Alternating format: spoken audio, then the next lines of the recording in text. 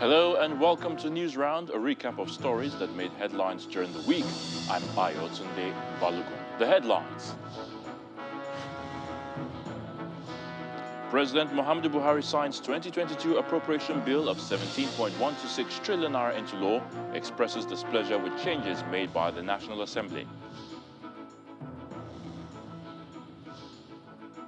Coalition of civil society groups tasked National Assembly on cross-referencing errors, grammatical blunders identified in Electoral Act Amendment Bill 2021.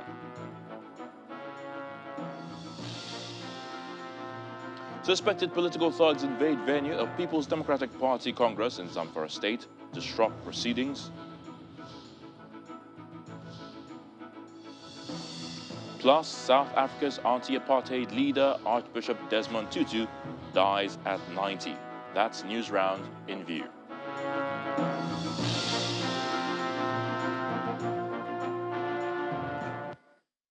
The News Round begins with the President signing the 17 trillion naira 2022 appropriation bill into law. President Muhammadu Buhari, however, expressed displeasure over major changes made by the National Assembly concerning the bill. According to the President, the deductions made by the legislature may render the budget unimplementable. A week after the National Assembly transmitted the 2022 appropriation bill to the executive for assent, the president formally receives a document presented to him by his senior special advisor on National Assembly matters at the council chamber in the State House. Flanked by the President of the Senate, Senator Ahmed Lawan, the Speaker of the House of Representatives, Mr. Femi Gbajabiamila, and the Minister of Finance, Mrs. Zainab Ahmed, the President signs the 17.126 trillion naira 2022 national budget.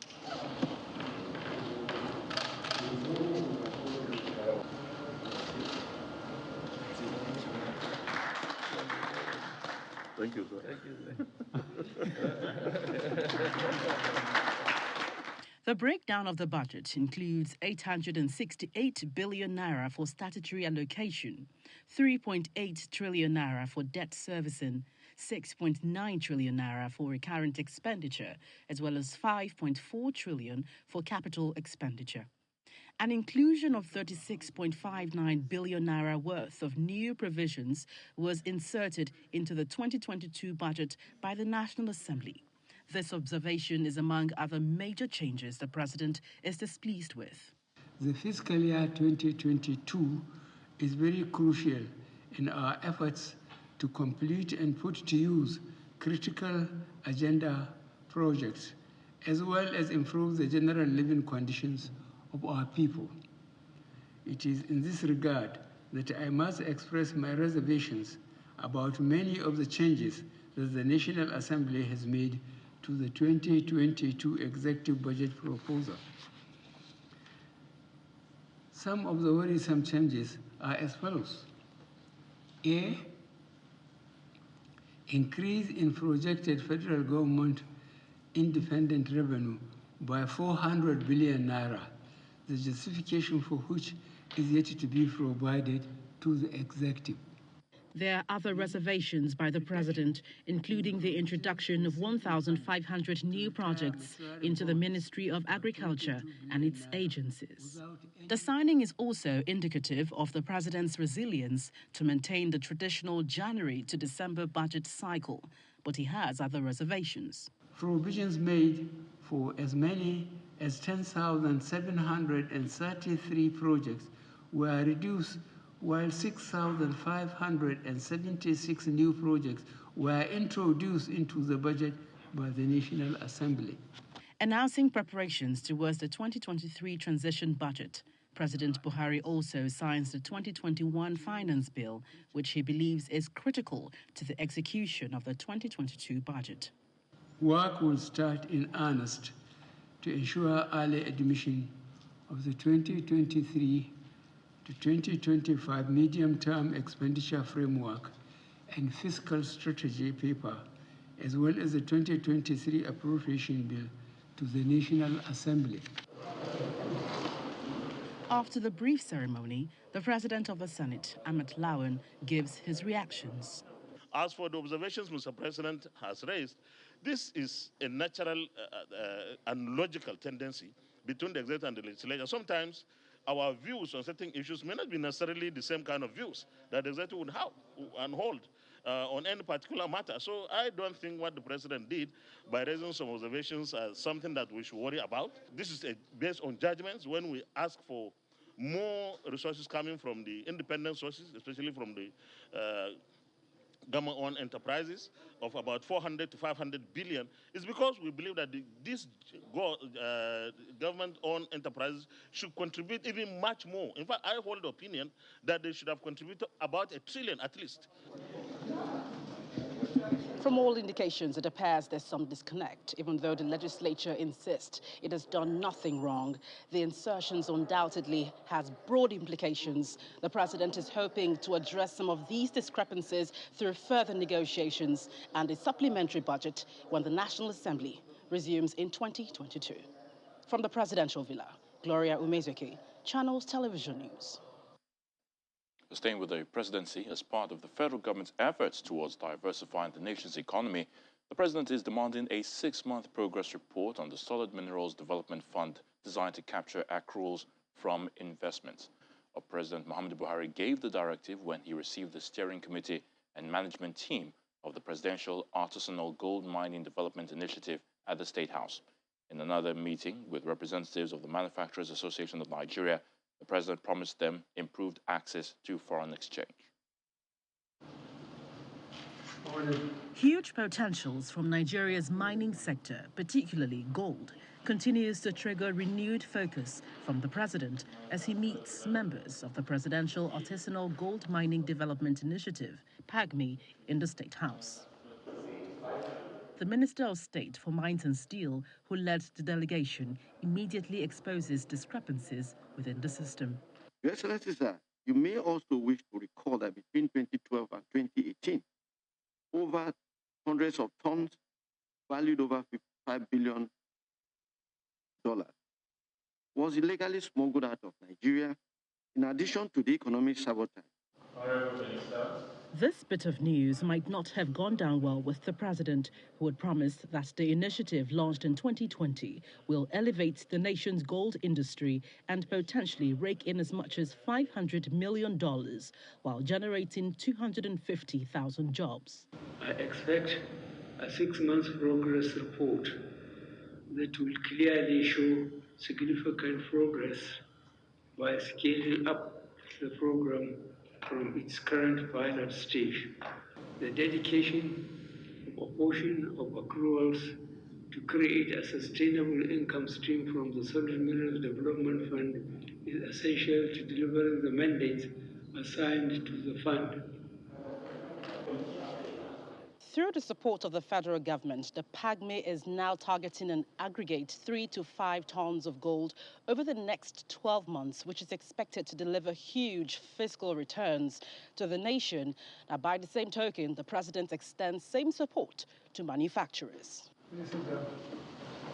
The president made more promises to manufacturers when he met with executives of the Manufacturers Association of Nigeria in the State House.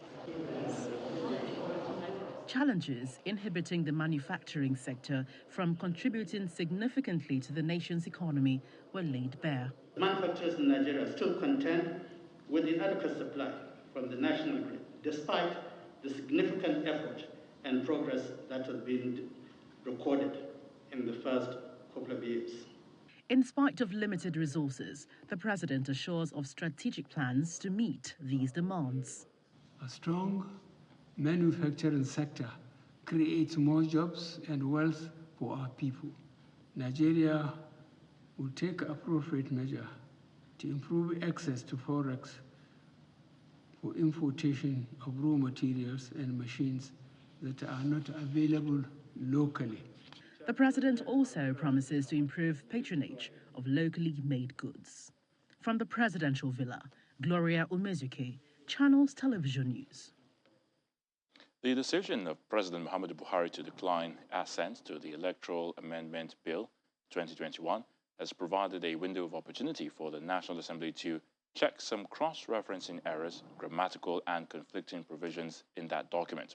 These errors were identified by a coalition of civil society groups led by Yaga Africa. Addressing the news conference in Abuja, the executive director of Yaga Africa, Mr. Samson Itodo, explains that these errors could pose more complications for the bill. Following the president's decision to decline assent to the Electoral Act Amendment Bill, civil society groups are not letting go. Apologies, we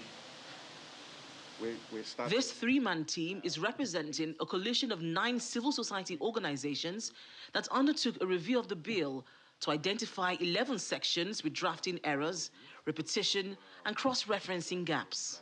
On cross-referencing gaps, we identified that in 5 sections of the bill, grammatical errors in 2 sections of the bill, duplicate provisions in 3, and then conflicting provisions in 1 section of the bill. Without doubt, these errors will occasion ambiguities, controversies, and legal complications in the implementation if the bill is enacted.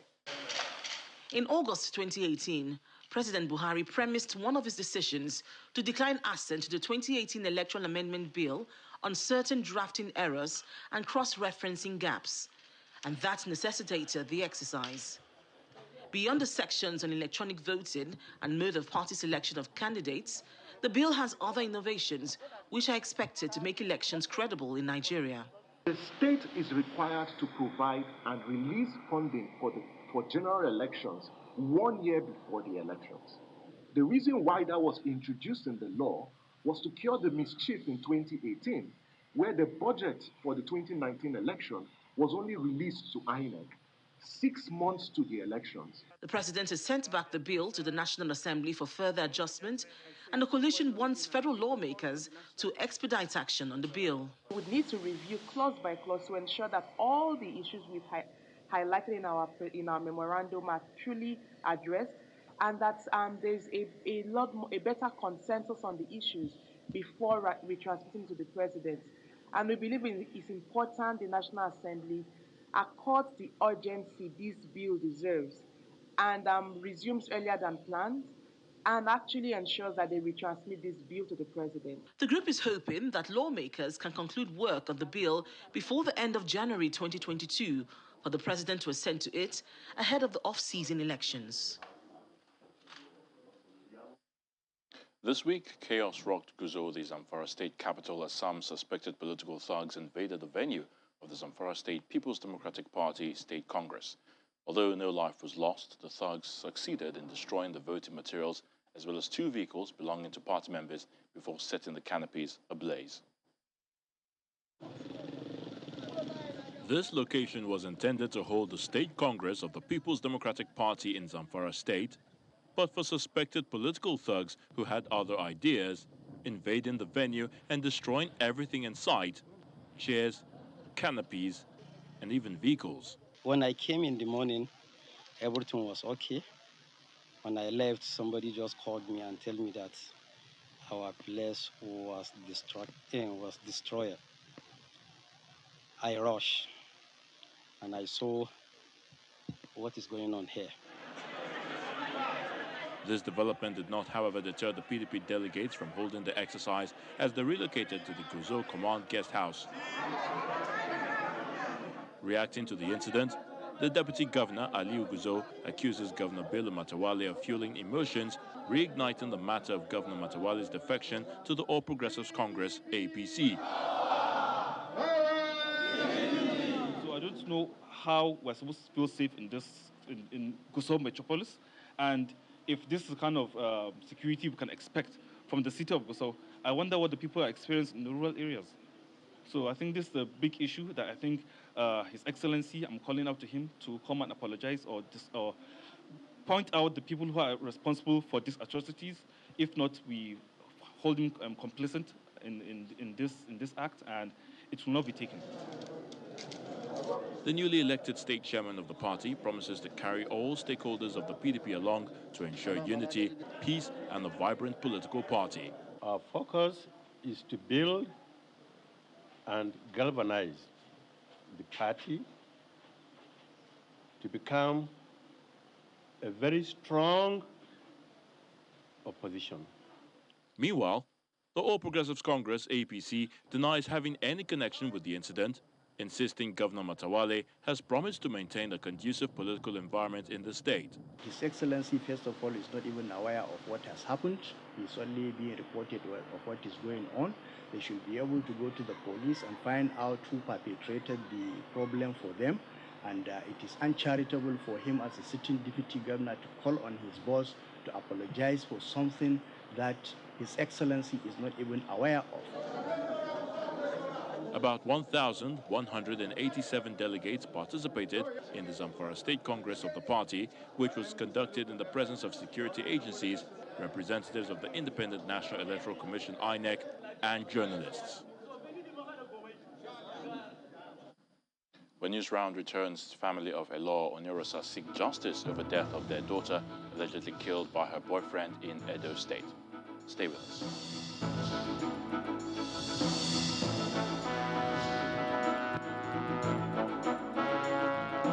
Welcome back. To Security Matters, the Chief of Defense Staff, General Lucky Irabo, is asking men and officers of the military to brace for the task ahead of them this year, 2022. General Irabo, who stated this at the decoration of newly promoted officers of the Nigerian Air Force in Abuja, asked them to put in their best for the nation. Friends and family members of newly promoted officers of the Nigerian Air Force are here to celebrate the elevation of 66 officers.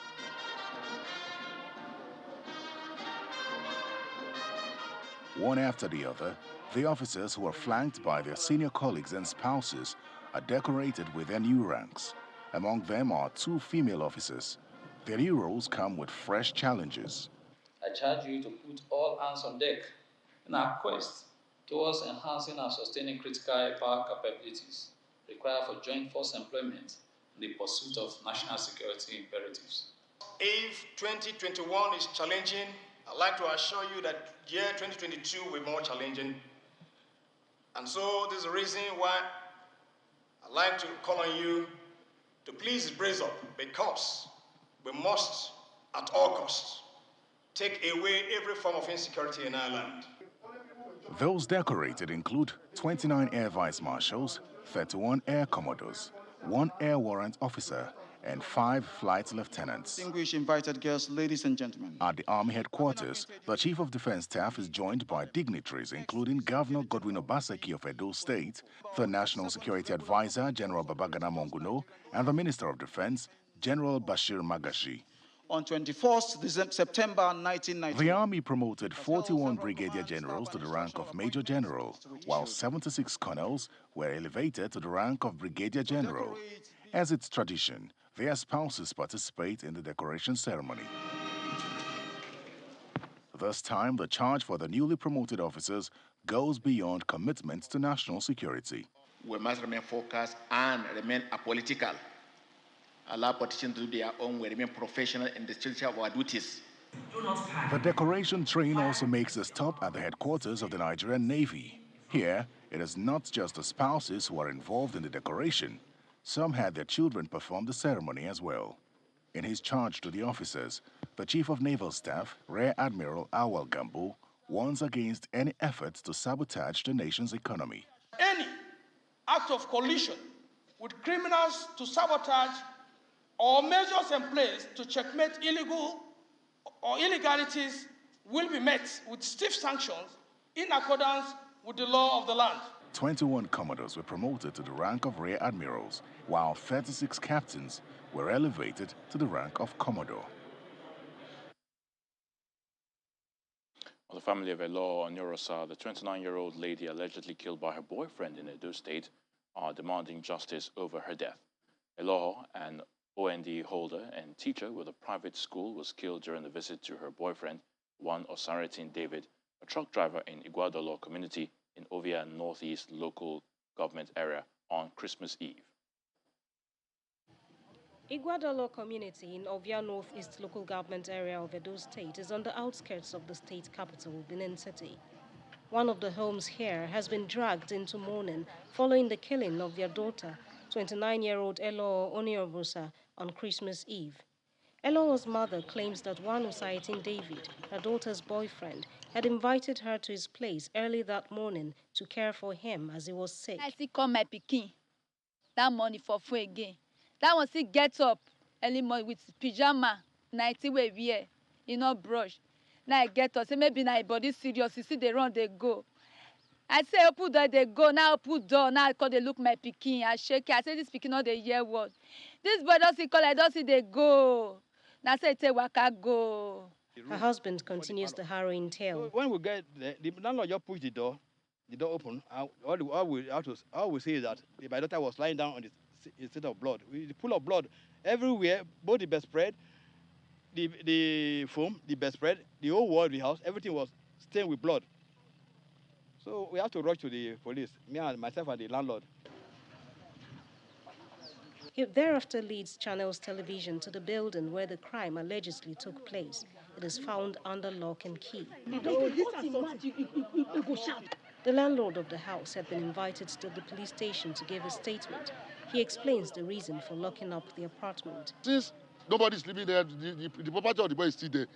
Can I open it? I will not open it. I have to lock it right now so that boy will not go inside and bogo his property.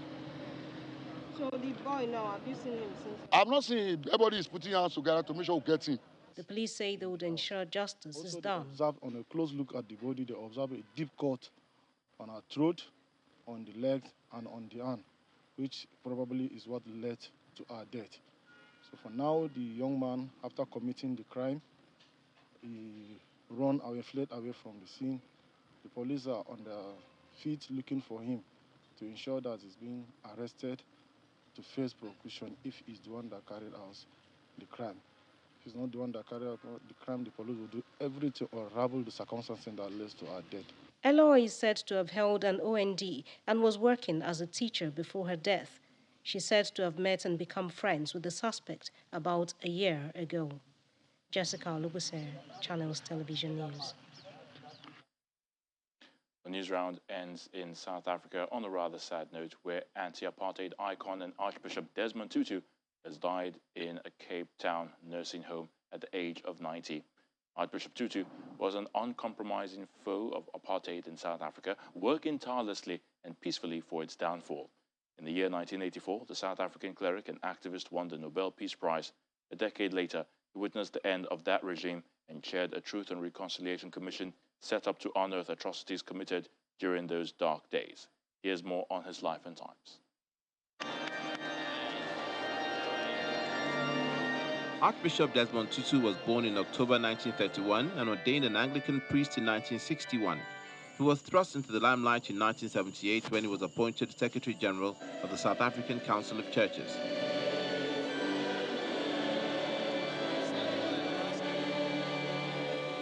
Talking and traveling tirelessly throughout the 1980s, he forced the West to focus on the suffering of South Africa's black majority under white rule. Apartheid is as evil, as immoral, as unchristian in my view as Nazism.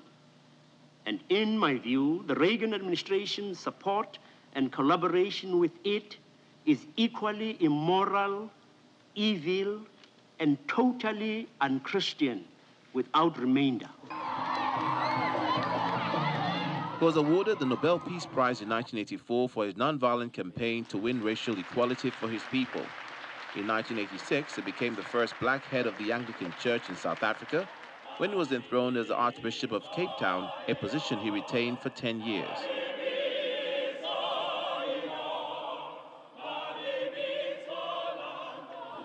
When black nationalist leader Nelson Mandela was released from his 27-year imprisonment in 1990, he stayed with his longtime friend Desmond Tutu on his first night of freedom and gave his first news conference in the grounds of Tutu's official residence. 4 years later, an ecstatic Desmond Tutu was able to vote for the first time in South Africa's historic all-race elections. What hopes he may have had of a gentle retirement faded when President Mandela asked Tutu to head the Truth and Reconciliation Commission, charged with the delicate task of probing political crime committed during the apartheid era. In spite of failing health and undergoing treatment for potentially terminal cancer, He continued in his role as the nation's moral guardian. He regularly criticized the ruling African National Congress and was not averse to attacking Mandela's successors, Thabo Mbeki and Jacob Zuma. And thank you for your leadership. Thank you for your wisdom. Thank you for your love, Tata Tutu. Thank you. Archbishop Tutu, who retired from most public duties in October 2010, is still seen as a voice of integrity. The Arch, as he is affectionately known, will be remembered as one of the leading lights of the struggle against apartheid, who was not afraid to condemn injustice wherever he saw it. We raise our hands and we say, we will be free! All of us, black and white together, for we are marching to freedom.